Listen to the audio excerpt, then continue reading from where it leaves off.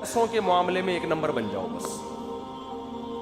پیسوں کے معاملے میں بولتے کیوں نہیں, ایک نمبر بن جاؤ. لچڑپن جو ہے نا چھوڑ دو, لچڑپن چھوڑ دو. لچڑپن ہوتا ہے کوئی پیسہ لے لینا, اس سے نکلوانا کسی کے باپ میں طاقت نہیں ہے. چاہے وہ 4 مہینے لگا کے آیا ہوا ہو, چاہے وہ بزرگوں کی خانقاہوں کا منجھا ہوا ہو, حج کر کے آیا ہو, کمبخت پیسے نہیں دے گا آپ کے واپس.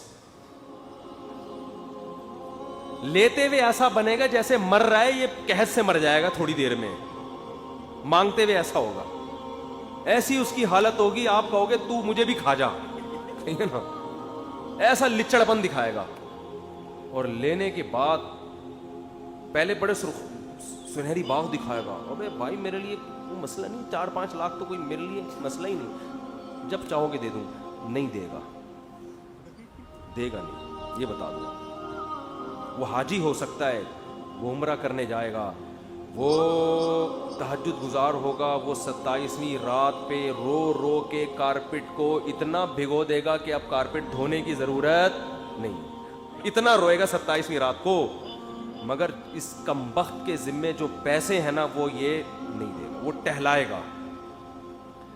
پیسوں کے معاملے میں ایسے بن جاؤ کہ جس کے پیسے آپ نے دینے ہیں نا اس سے زیادہ آپ کو دینے کی ٹینشن ہو. اچھا یہ مالی معاملات میں جو ہے نا, دینداروں کی جو میں بات کر رہا تھا, مالی معاملات میں 2 نمبری ہے. ان مالی معاملات میں 2 نمبریوں میں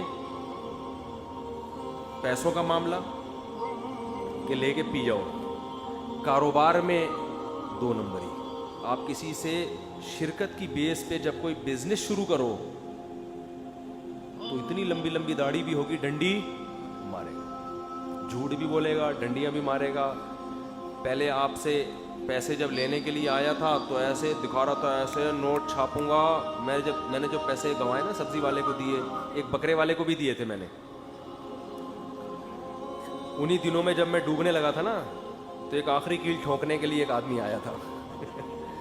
بقرعید آنے والی تھی, اس نے کہا مفتی صاحب مجھے پیسے دو, بکرے خرید کے بیچوں گا میں نے کہا یار میرا تو تجربہ یہی ہے, کاروبار میں کوئی پیسے کما کے دیتا نہیں. اس نے کہا بھائی بکرا ادھر سوراب گوٹ میں قربانی کا جانور بکتا ہے کہ, میں نے کہا بکتا ہے. اس نے کہا دنادن بکتا ہے, میں نے کہا دنادن بکتا ہے. اس نے کہا میں بکرے لے کر آؤں گا اور بس آپ نوٹ گننا بیٹھ کے,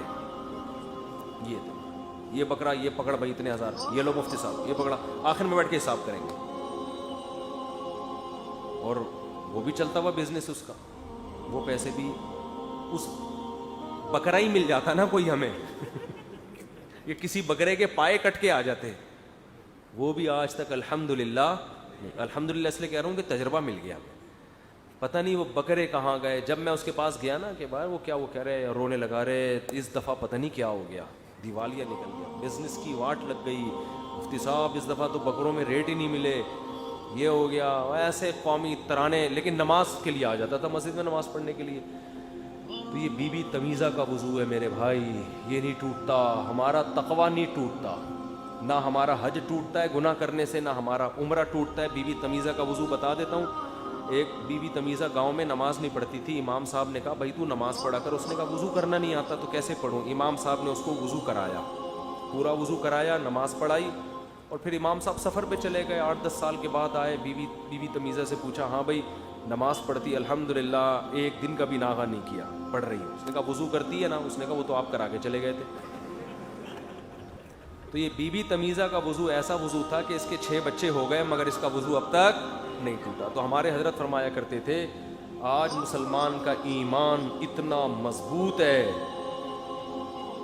اتنا مضبوط ہے کہ یہ حرام کھاتا رہے, مہر پی جائے, بہنوں کی وراثت کھا جائے, کاروبار میں 2 نمبری کرے, گاڑیاں غلط پارک کرے, لوگوں کو تکلیف میں ڈالے, یتیم کا مال کھائے, جھوٹ بول بول کے مال بیچے, اس کا تقویٰ نہیں ٹوٹتا. یہ بی بی تمیزہ کے وضو سے زیادہ پاورفل تقویٰ ہے اس کا.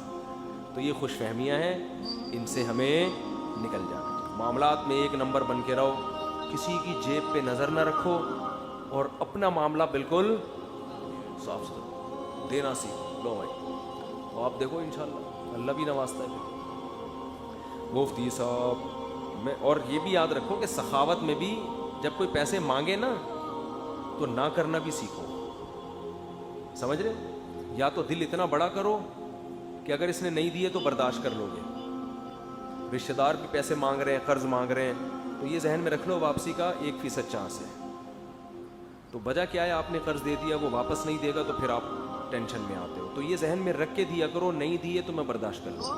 اس کو تو نہیں بولو کہ نہیں چاہیے واپس, تو بولو.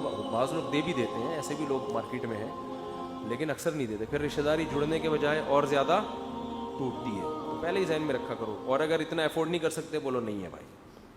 کیا بولو؟ یہ اس میں کوئی گناہ نہیں. وہ جو دینے کے بعد معاملات خراب ہوں گے نا, وہ زیادہ گناہ ہے.